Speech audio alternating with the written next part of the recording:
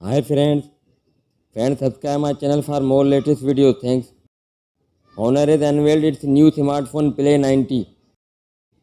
This new addition to the Honor lineup comes with a 6.77 inch TFT LCD display, offering 80 plus resolution and a 120 Hz refresh rate, ensuring smooth visuals. The device supports 35-watt fast charging, powering the Play 90 is the Snapdragon 4 Gen 2 processor, which should handle most tasks with ease. One of the standout features of the Play 90 is its impressive 6000 mAh battery, capable of delivering up to 24 hours online video streaming, 19 hours of short videos playback, and 62 hours of music. It also boots an Honor Superpower saving mode, allowing the last 2% of the battery to provide up to 90 minutes of continuous calls. In terms of durability, the Play 90 has received Swiss SGS Gold Standard certification for drop and crash resistance.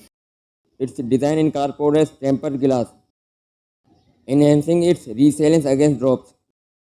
The phone comes in three colors: Phantom Night Black, Moon Shadow White, and Green.